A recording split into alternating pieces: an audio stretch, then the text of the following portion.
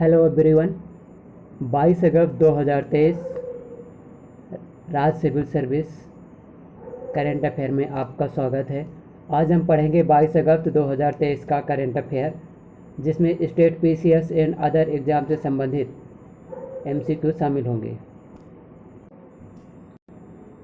स्वयं सहायता समूहों के संदर्भ में निम्नलिखित कथनों पर विचार कीजिए। ऑप्शन नंबर ए, यह समूह एक औपचारिक संघ होता है। ऑप्शन नंबर बी, इसके सदस्य अपनी परिस्थितियों में सुधार करने के लिए स्वेच्छा से इसकी सदस्यता में करने हेतु एक साथ आते हैं। उपरोक्त में से कौन सा कथन सही है? कथन केवल एक, केवल दो, एक और दो दोनों।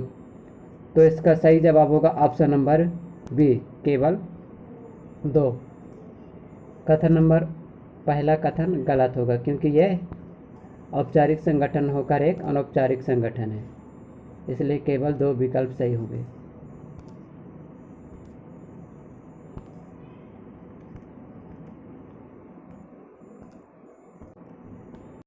ब्रिक्स समूह के संदर्भ में निम्नलिखित कथनों पर विचार कीजिए।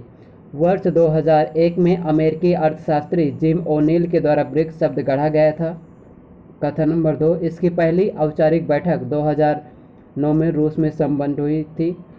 कथन नंबर 3, दक्षिण अफ्रीका वर्ष 2009 में इसमें शामिल हुआ था। उपरोक्त में से कितने कथन सही होंगे? केवल एक, केवल दो, एक और दो, तीनों। तो इसका सही जवाब होगा ऑप्शन नंबर केवल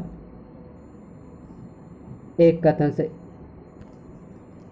इसका केवल कथन नंबर दो सही होगा, क्योंकि पहला 2001 में अमेरिकी अर्थशास्त्री जिम ओनील के द्वारा ब्रिक्स शब्द गढ़ा गया था। ये कथन गलत है, क्योंकि जो जिम ओनील थे तो ये कहाँ ब्रिटेन से संबंधित थे। इसकी पहली बैठक औपचारिक रूप से 2009 में रूस में संपन्न हुई थी। कथन नंबर दो सही है। दक्षिण अफ्रीका वर्ष 2019 में इसमें शामिल हुआ। कथन नंबर 3 गलत है, क्योंकि 2010 में शामिल हुआ था। आगे देखें।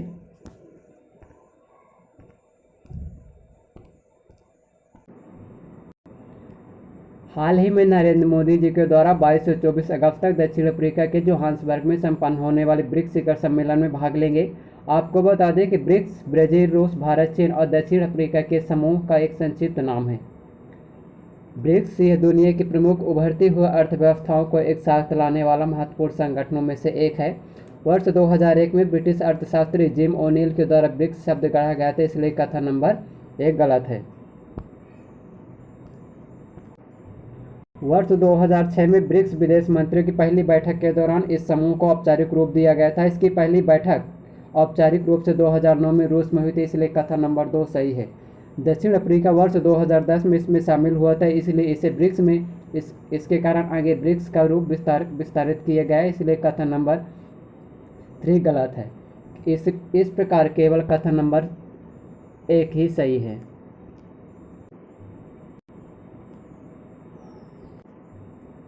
भारत का पहला 3D प्रिंटेड पोस्ट ऑफिस किस शहर में स्थापित किया जाएगा?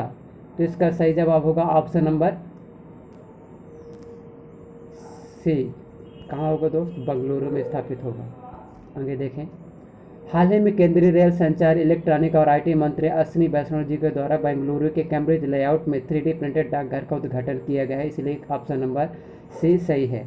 ये भारत का पहला 3D प्रिंटेड डाकघर होगा। इसका निर्माण आईआईटी मद्रास के तकनीकी सहयोग से लार्सन एंड टूब्रो लिमिटेड के द्वारा किया गया है।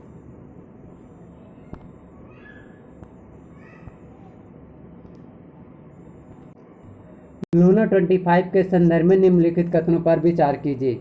यह रूसी अंतरिक्ष एजेंसी रोसकॉस्मोस का एक चंद्रयान मिशन है। आप कथन नंबर 2, यह दक्षिण ध्रुव के पास उतरने वाला पहला अंतरिक्ष यान होगा। उपरोक्त में से कौन से कथन सही है? केवल एक, केवल दो, एक और दो, तीनों। ऑप्शन नंबर डी, ना ही एक ना ही दो। तो इसका सही जवाब होगा ऑप्शन नंबर ए, क्योंकि 22 अगस्त को लूना 25 रूस अंतरिक्ष एजेंसी रोसकॉस्मोस के द्वारा 22 अगस्त को पृथ्वी के दक्षिण ध्रुव के पास उतारना था, लेकिन ये क्रैश हो गया, सफल नहीं हुआ। आगे कल परीक्षा है भारत के चंद्रयान 3। हाल ही में चर्चित रहने वाला अथाचमायम समारोह किस राज्य से संबंधित है? Option number A Uttarakhand, option number B Kerala, option number C Tamil Nadu, option number D Karnataka. तो इसका सही जवाब होगा ऑप्शन नंबर, इसका सही जवाब होगा दोस्त ऑप्शन नंबर बी अथाचामयाम।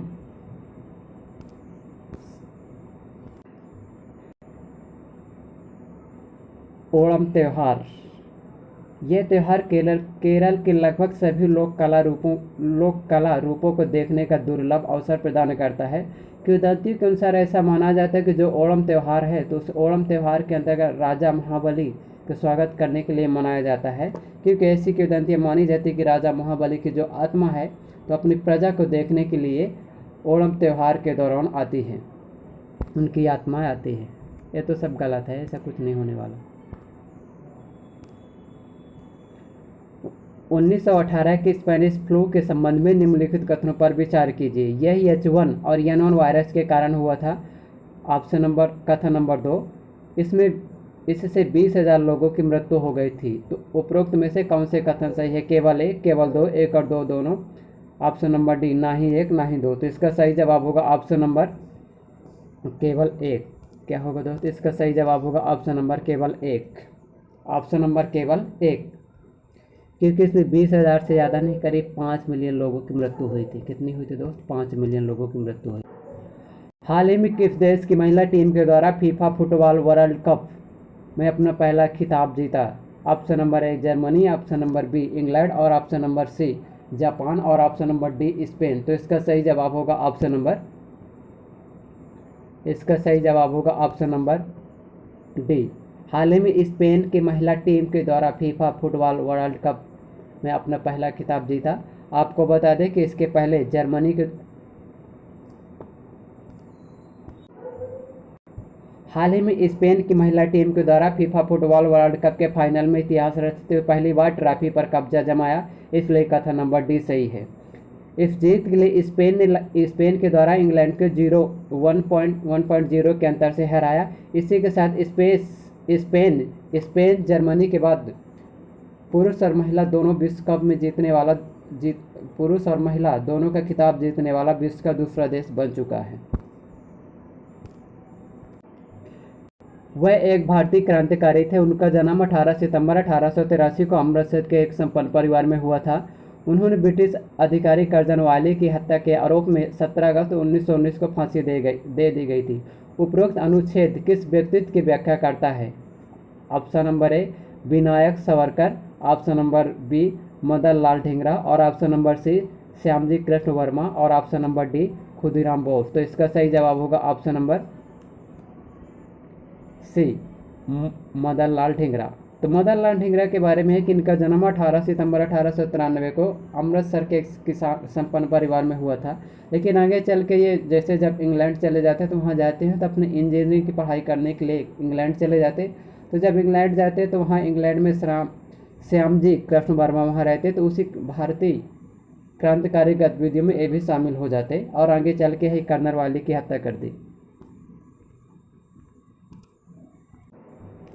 हाल ही में डोनानेमाब शब्द चर्चा में रहा था, यह किससे संबंधित है? Option number A cancer, option number B Alzheimer's, option number C cardiovascular और ऑप्शन नंबर डी पार्किंसंस। तो इसका सही जवाब होगा ऑप्शन नंबर सी अल्जाइमर से संबंधित है। आपको बता दें कि अल्जाइमर ब्रेन से संबंधित एक बीमारी, एक डिसेबिलिटी है। इसके अंदर ये रहता है कि अल्जाइमर के अंतर्गत ब्रेन के जो सोचने, मेमोरी और स्किल क्षमता धीरे धीरे लगातार कम होती जाती है। हालांकि डिमेंशिया इंडिया रिपोर्ट के मुताबिक ये भी बताया गया है कि 2030 तक भारत में 7 मिलियन लोग। नामो 108 लोटस के संबंध में निम्नलिखित कथनों पर विचार कीजिए। यह कमल की एक नई किस्म है। इनके नाम में 108 अंक इनकी पंखुड़ियों की संख्या को दर्शाती है। उपरोक्त में से कौन से कथन सही है? केवल एक, केवल दो, एक और दो दोनों। ऑप्शन नंबर डी ना ही एक ना ही दो। तो इसका सही जवाब होगा ऑप्शन नंबर, इसका सही जवाब होगा दोस्त ऑप्शन नंबर सी।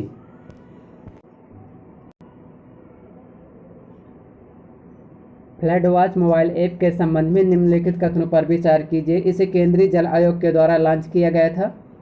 यह 3 दिनों तक बाढ़ जैसी स्थितियों की रियल टाइम जानकारी प्रदान करेगा। उपरोक्त में से कौन सा कथन सही है? केवल 1, केवल 2, 1 और 2 दोनों। ऑप्शन नंबर डी, ना ही 1 ना ही 2। तो इसका सही जवाब होगा ऑप्शन नंबर 1 और 2 दोनों। केंद्रीय जल आयोग की स्थापना 2001 में की गई थी, जो कि भारत में प्राकृतिक आपदा से संबंधित जानकारियों को शेयर करता, प्रबंधन करने का काम करता।